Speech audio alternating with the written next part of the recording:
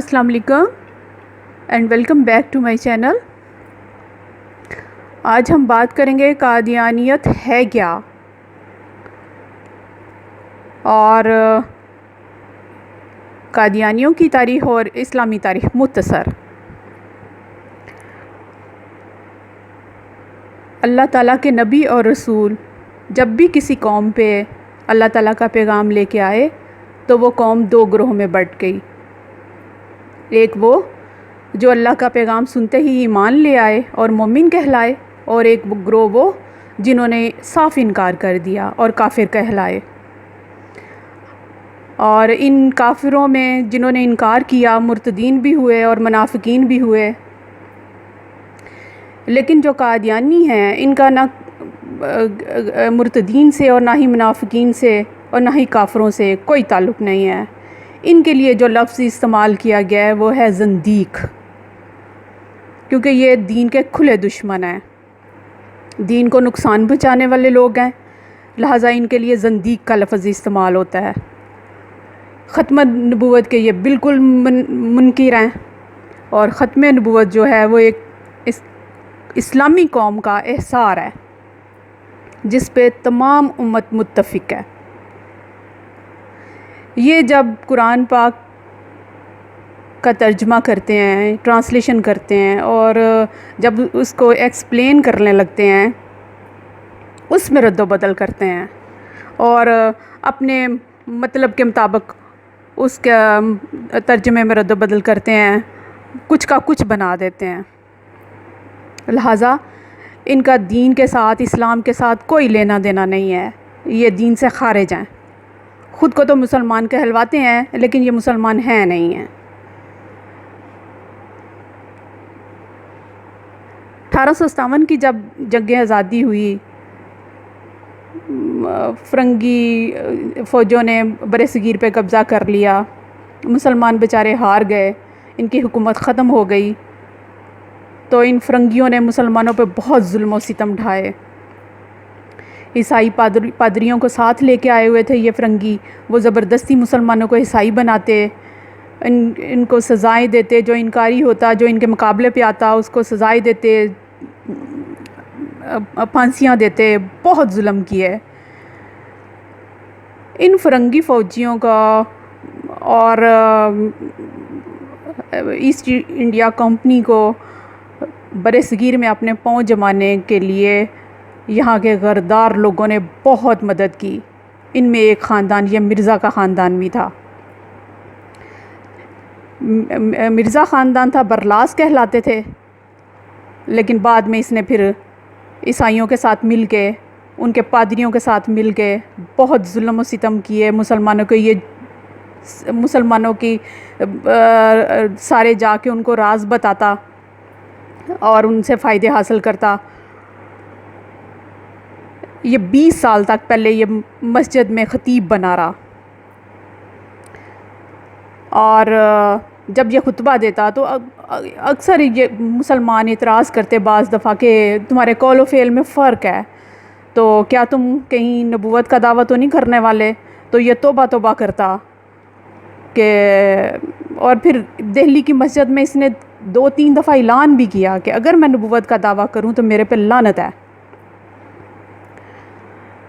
लेकिन आहिस्ता आहिस्ता फिर ये अपने असली रूप में सामने आना शुरू हो गया। चिल्ले काटे इसने लोगों को दिखाने के लिए, रोज़े रखे, ड्रामे करता रहा, और एट दी एंड इसने नबूवत का दावा कर दिया।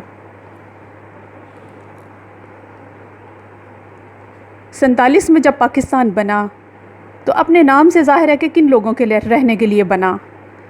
मुसलमान हिजरत करके पाकिस्तान आ गए। इनमें ये कादियानी भी शामिल थे जो कि ख़ुद को मुसलमान कहलवाते थे। इनका एक ग्रुप लाहौरी कादियानी पहले से ही लाहौर में, पाकिस्तान में आबाद था, और इन्होंने जो बरसगीर से आए, वो इंडिया की तरफ से आए हिजरत करके, इन्होंने ये रबवा आबाद किया। पाकिस्तान के आइनी दस्तूर में ये शिक्षा मौजूद है कि तमाम मज़ाहिब की जो अक़लियतें हैं उनको अपनी शख्सी और मजहबी आज़ादी के साथ पाकिस्तान में रहने का हक़ हासिल होगा। اور اسٹیٹ ان کی حفاظت کی ذمہ دار ہوگی. لیکن کوئی بھی مسلم ریاست جو ہے یا اسٹیٹ ہے وہ غیر مسلموں کو دین کا پرچار کرنے کی ان کے دین کا پرچار کرنے کی اجازت نہیں دیتی. 60 اور 70 میں یہ قادیانی جو گروپ ہے اس نے زور پکڑا اور اپنے قادیانی مذہب کا پرچار شروع کر دیا ملک میں. تو علماء حضرات نے ایکشن لیا اور ملک کے حالات بگڑنے شروع ہو گئے. یہ دونوں گروہ آمنے سامنے آ گئے. ملک میں جلاؤ گھراؤ مار کٹائی بہت برے حالات ہو گئے. خانہ جنگی شروع ہو گئی ایک قسم کی. حکومت کو گورنمنٹ کو ایکشن لینا پڑا. قومی اسمبلی میں اسلامی بل پیش ہوا جو کہ متفقہ طور پہ منظور کر لیا گیا. مقدمہ چلا گیا سپریم کورٹ میں. وہاں پہ بھی علماء حضرات نے بھرپور دفاع کیا اور فیصلہ ان کے حق میں آ گیا. فتویٰ صادر ہوا کہ قادیانی کافر ہیں اور اسلامی جمہوریہ پاکستان اسٹیٹ نے فیصلہ دے دیا کہ قادیانی غیر مسلم قوم ہے. یہ پاکستان میں رہ تو سکتے ہیں اپنی مذہبی شناخت کے ساتھ. ان کو اپنے مذہب کی اشاعت کی اجازت نہیں ہوگی. یہ وہ زمانہ تھا جب 60 اور 70 میں یہ لوگ ملک چھوڑ کر امریکہ اور برطانیہ میں جا کر آباد ہوئے. ان میں ان کا خلیفہ بھی تھا. جو جا سکتے تھے وہ چلے گئے اور جو نہیں جا سکتے تھے وہ یہیں پہ رہ گئے.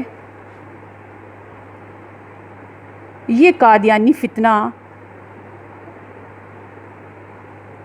دراصل ایسا فتنہ ہے جس کا بیج انہی برطانوی فرنگیوں نے بویا ہوا ہے جن کے سائے میں یہ آج بھی پرورش پا رہے ہیں.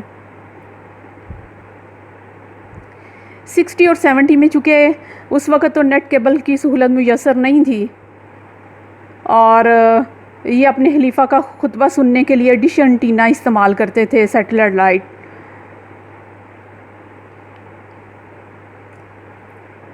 تو تقریباً جتنے بھی صاحب حیثیت یہ قادیانی تھے یہ ڈش انٹینا استعمال کرتے تھے.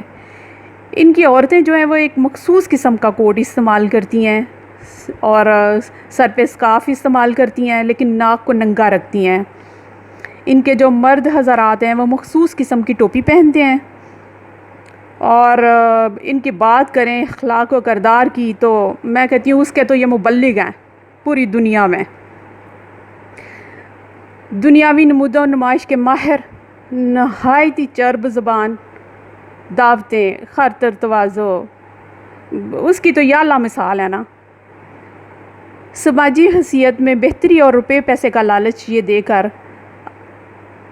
اس طرح کے حربے استعمال کر کے چرب زبانی کے حربے استعمال کر کے یہ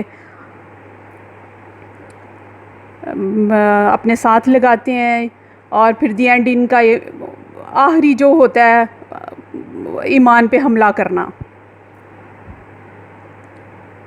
اور اگر ان سے دین کے بارے میں بات کریں تو 2-3 آیتیں ہیں حضرت عیسیٰ اور حضرت مریم کے بارے میں جو کہ ہر قادیانی نے رٹی ہوئی ہیں لے کے بیٹھ جاتے ہیں اور باقی قرآن وہ ترجمے اپنے مطلب کے. اور یہ ان کی سب سے بڑی اب پہچان ہے. باقی اپنا ان کے پاس کچھ بھی نہیں ہے. قرآن مسلمانوں کا، نمازیں مسلمانوں کی، روزے مسلمانوں کے، مشابہت مسلمانوں کی، اور خود کو شامل بھی مسلمانوں میں کرتے ہیں. لیکن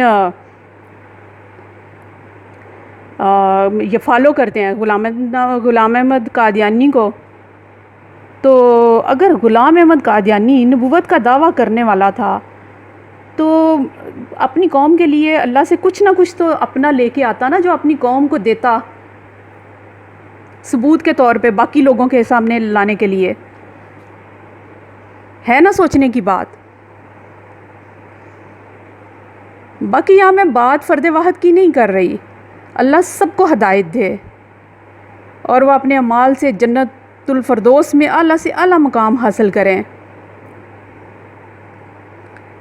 اللہ سب کو توفیق دے. لیکن اس کے لیے اللہ تعالیٰ نے تمام بنی نوع انسان کے لیے نصاب حیات عطا کر دیا ہے جو کہ تا قیامت تک ہے قرآن پاک کی صورت میں، اور اس پہ مبلغ بنا کے بھیجا نبی پاک صلی اللہ علیہ وآلہ وسلم ختم الانبیاء کو۔ اور یہ نصاب میں کہتی ہوں کہ یہ وہ نصاب ہے جس کا پرچہ اللہ تعالیٰ نے دنیا میں ہی آؤٹ کر دیا ہے، اور فیصلہ حضرت انسان پہ چھوڑ دیا ہے کہ لو جس طرح چاہے حل کر لو اس کو۔ لیکن ایگزامینیشن ہال کی طرح کچھ حدود و قیود بھی تو مقرر فرما دیے ہیں نا، اور ججمنٹ کا فیصلہ اپنے پاس محفوظ رکھا ہے۔ جنت اور دوزخ کا فیصلہ تو اس ججمنٹ کے بعد ہوگا نا۔ باقی دین جو ہے اسلام، وہ کسی مسلمان عورت کو اپنی آواز لوچدار اور کھنکھناہٹ کو نمایاں کرنے کی اجازت نہیں دیتا۔ رہی بات تاریخ کی، تو مسلمانوں کی اور قادیانیوں کی تاریخی حیثیت میں تو زمین آسمان کا فرق ہے۔ مسلمانوں کی تاریخ شروع ہوتی ہے 1400-1500 سال پہلے 12 ربیع الاول کو بروز سوموار۔ والدہ کا نام بی بی آمنہ، والد کا نام عبداللہ، دادا کا نام عبد المطلب، چچا کا نام ابو طالب، خاندان قریش۔ کون نہیں جانتا، پوری دنیا گواہ ہے اس چیز کی۔ کافروں نے بھی صادق اور امین بلایا، دشمنوں نے بھی اخلاق و کردار کی گواہی دی۔ اس کی قادیانی کی گواہی تو اس کے اپنے جو ہندو دوست تھے انہوں نے بھی نہیں دی تھی، وہ بھی کہتے تھے ہم نہیں جانتے اس کے کردار کو کہ کیسا ہے یہ۔ اور مسلمانوں کی تاریخ مکمل ہوتی ہے میدان عرفات میں حجۃ الوداع کے موقع پر، جب ختم نبوت کی آخری آیات حضور صلی اللہ علیہ وآلہ وسلم پر اتری اور آپ نے اعلان فرمایا کہ دین مکمل ہو گیا ہے، اب نہ کوئی نبی آئے گا، نہ کوئی رسول آئے گا، اور نہ ہی کوئی کتاب آئے گی۔ میں اللہ کا آخری نبی، آخری رسول، اور قرآن پاک اللہ تعالیٰ کی آخری کتاب جو رہتی دنیا تک تمام مسلمانوں کے لیے راہ ہدایت ہے۔ اور اس پہ نہ ایمان لانے والا اسلام سے خارج۔ یہ ہے ہمارے نبی کی، جو کہ میں نے مختصر بیان کی ہے۔ دنیا گواہ، کافر گواہ، دشمن گواہ، اس کا کوئی بھی گواہ نہیں ہے قادیانی کا۔ قادیانی غلامہ کی تاریخ شروع ہوتی ہے یہی کوئی 150-200 سال پہلے قادیان کے گاؤں سے، جو کہ انڈیا میں ہے۔ والدہ کا نام چراغ بی بی، تو والد کا نام تو کیونکہ یہ مسیح موعود کہتے ہیں، تو کہ قادیانی مسیح موعود بن کے آیا ہے اور حضرت عیسیٰ کا پرتو آیا ہے، تو حضرت عیسیٰ تو بن باپ کے پیدا ہوئے تھے، تو اس کے باپ کی پھر میں کیا بات کروں۔ نبی پاک صلی اللہ علیہ وسلم کو جب نبوت ملی تو آپ نے فوراً اس کا اعلان فرما دیا، چند سیکنڈ بھی انتظار نہیں کیا، بس غار حرا سے گھر آئے اور آ کے سب سے پہلے اپنی بیوی کے سامنے حضرت خدیجہ کے سامنے اعلان کیا۔ لیکن مرزا قادیانی 20 سال تک پہلے خطیب بنا رہا اور مذہب کے نام پہ لوگوں سے چندے کھاتا رہا کہ چندہ دو، میں مذہب کی خدمت کروں گا اور تم لوگوں کو دین کے بارے میں کتابیں لکھ کے دوں گا۔ 2-4 لکھی رو پیٹ کے، باقی چندہ کھا گیا، اور اس چندے سے نور الدین جو ان کا سیکنڈ خلیفہ تھا اس کے درمیان اور اس کے درمیان، دونوں کے درمیان کافی جھگڑا ہوا، جو کہ اس کا بیٹے نے جو تفسیر لکھی ہوئی ہے بشیر الدین نے، اس میں بھی اس کا ہے ذکر۔ یہ اب جو اصلی ان کی کتابیں ہیں وہ یہ سامنے نہیں لاتے اب قادیانی، ان میں رد و بدل کرتے ہیں، تبدیلی کرتے ہیں اور سامنے لے آتے ہیں۔ 1880 تک یہ بندہ خطیب بنا رہا، خلیفہ بنا رہا، خطبہ دیتا رہا مسجد میں، اور 1901 میں اس نے نبوت کا اعلان کر دیا۔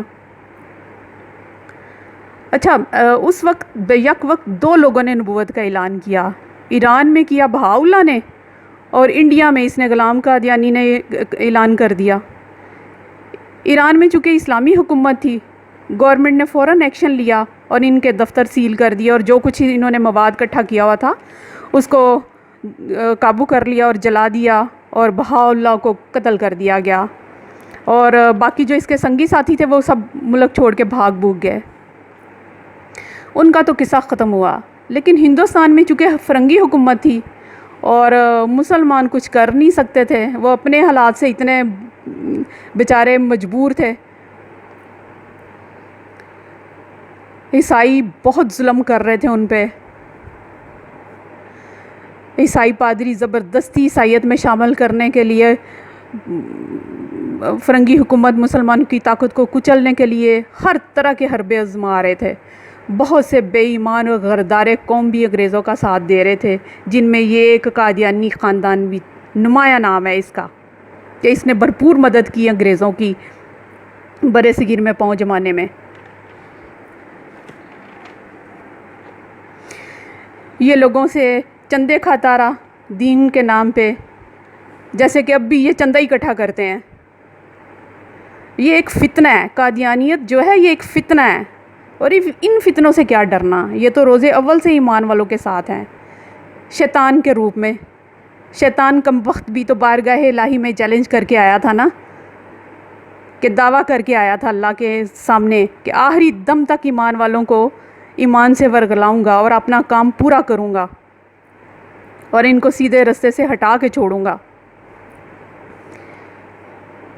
یہ جو دجال، یہ قادیانی دجال ہے، یہ شیطان ہی تو ہے، جو مختلف ادوار میں مختلف روپ بدل کے مختلف ناموں سے، کبھی غلام احمد قادیانی اور کبھی بہاء اللہ کے نام سے ایمان والوں پہ وار کرتا ہے۔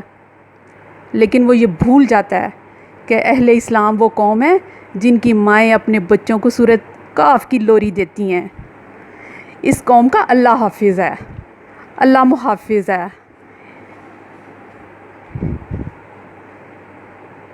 باقی نبی پاک صلی اللہ علیہ وآلہ وسلم پہ لاکھوں درود و سلام، ختم الانبیاء پہ۔ یہ تو شان ہے مسلمانوں کی کہ وہ نبی پاک صلی اللہ علیہ وآلہ وسلم کی امت میں سے ہیں، اور اس امت میں سے جن کے نبی اور رسول کو ختم الانبیاء کا لقب عطا ہوا ہے۔ ختم نبوت زندہ باد۔ اللہ حافظ۔